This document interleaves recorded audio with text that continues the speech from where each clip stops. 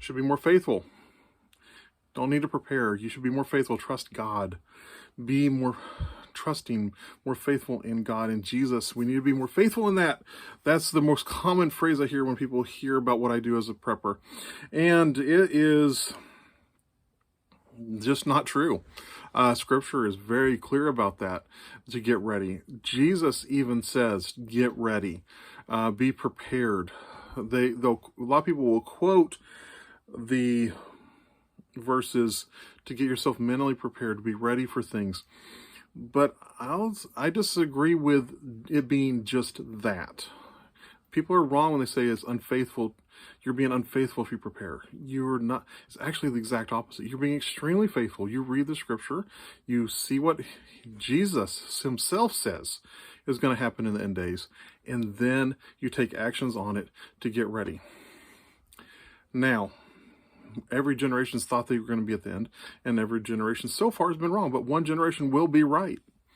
And if it's my generation, I want to be counted among the blessed. I wanted to be considered, and I'm going to quote some scripture here, so bear with me if this is, but this is, understand this, by the way, Luke 12:39. Understand this, if a homeowner knew exactly when a burglar was coming, he would not permit his house to be broken into. You also must be ready all the time, for the Son of Man will come when least expected. It says Luke 12:39 through 40. And he goes on with that, and he covers this throughout the book. Luke, all the Gospels, is mentioned in some capacity to be ready for his return. And I argue that's not just to get our hearts right, to get ourselves refocused, like most pastors will say from the pulpit. It is not just that.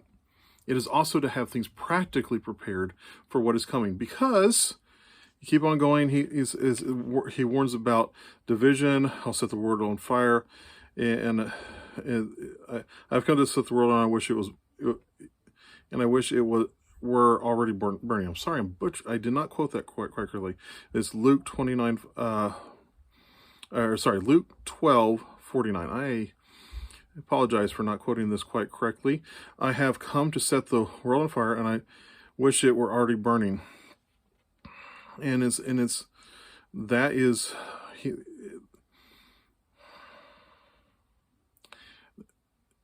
wanting to destroy the evil. He does not want to hurt the people. He wants the people to be saved. And so that is, but he's saying the word world is secular world, the world that does not worship him. He wants to burn it up so that people will be saved and be better off. He warns about future crisis in Luke 12:54. When you see clouds beginning to form in the west, you will say, "Here comes a shower," and you are right. When you see winds blow, when the south winds blow, today will be a scorcher, and it is.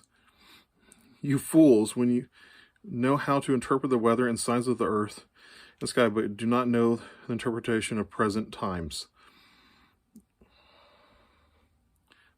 He's saying, look at what I'm saying and interpret the times. Matthew 24, 4 through 8 talks about the birth pains. He warns later on in Luke 21, don't let anyone mislead you, for many will come in my name. And it's like everybody goes, oh, yeah, I know that one. I am the Messiah. It's like there's some ad-libbing there. It's not direct verbatim. But it's like the time has come, but do not believe them. And when you hear of wars and insurrections, do not panic. Yes, these things must take place. He says not to panic. So to not panic when there's wars and rumors of wars coming, you have things put aside and prepared so you don't panic. He's saying, I expect you to be a prepper. As a Christian, as a worshiper and follower of me, I expect you in some way, shape, form, or fashion to be prepared for what is coming. And it will come in waves. He talks about it coming in waves like birth pains. A woman doesn't get pregnant, the pain always go all the way up, never taking a break. Or an animal of any sort, when it is giving birth, it has waves of pain. that come. If you are not prepared to ride those waves in increasing frequency, you're not preparing the way that Scripture tells you to. Luke 21:10, then he added, when nation go to war against nation and kingdom against kingdom, there will be great earthquakes, and there will be famines and plagues in many lands, and there will be terrifying things and great miraculous signs from heaven. Yeah, there'll be signs from heaven. There'll be awesome things from heaven. God will provide and provision, but he also expects us to be prepared to do what we can, and he will multiply it like the fish and the loaves. There can be an abundance, but he starts with something physical. I'm trying to look here. It goes throughout Scripture, Gospels. It's like I have more here. I was going to share, but I don't think I'm supposed to right now. It is all about you guys getting ready in the practical, not just in the spiritual. I'll pray for you, brother, and all these other things. Those are very important. I am not diminishing them in any way. I want somebody to pray for me right now if you're watching this, that I have wisdom and insight on how to help other people get ready for hard times.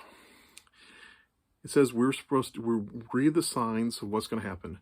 People in the modern world right now, U.S., Europe, Africa, South America, Asia, it doesn't matter where you are, you can read the times and look at things and go, this doesn't look good. It could be very hard times coming. And so you're foolish to not actually prepare and prepare with wisdom. There's ways to do it with smart and applicable ways. Don't go out and just buy a bunch of toilet paper. Toilet paper is good. You want to have it, but if you don't have anything to eat, you're going to not need as much toilet paper as you think. Just realities of life, folks. We got to get prepared with wisdom and wise as serpents, harmless as doves. We're not going out there to do any harm to other people. We're there to help others as Christians. And Scripture clearly says to get ready to be able to help others and be prepared for these hard times. That bad things are going to come and come with more and more frequency and more intensity. That's what I was looking for. In these times, please get ready. Get more food. Get food for your neighbors. Be ready to serve and help other people. It's not about fear. It's about being wise and taking action on the words that he gave us.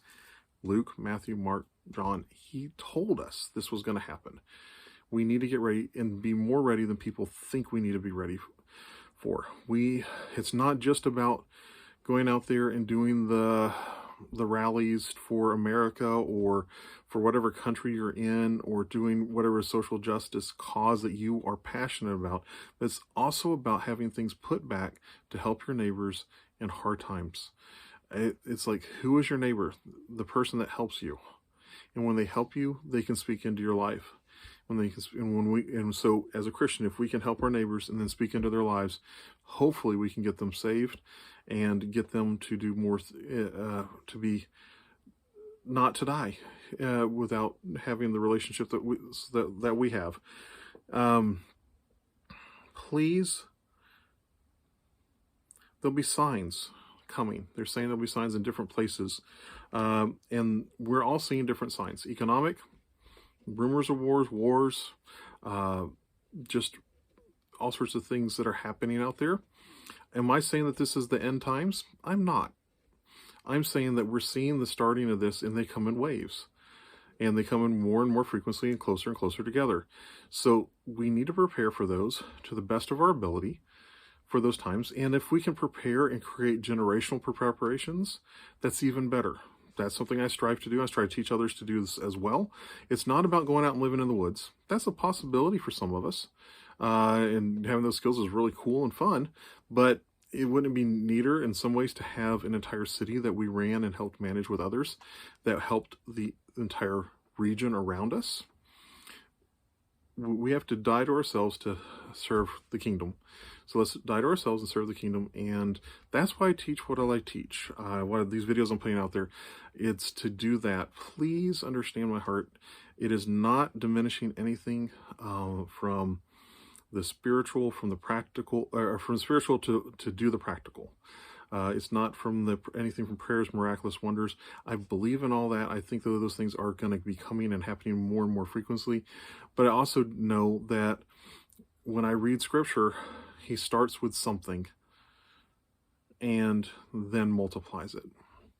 So what can we do to get in there and multiply what we have, or have things in place to be multiplied? So pray for wisdom on this. Pray for how to take actions for this. If you want any tips or helps on that, please drop it in comments below what you would like more information on, and I can do some more videos for that. Hope you guys are having a good day. And if this has been any blessing for you, please like and subscribe. I'm not always the best presenter. I have not polished myself well.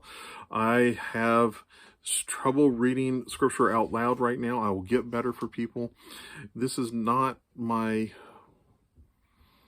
strengths that I'm trying to push forward. This is God's strengths. I want you to see that he wants you to be ready to help others, and that it is possible, and you can do it without having fear.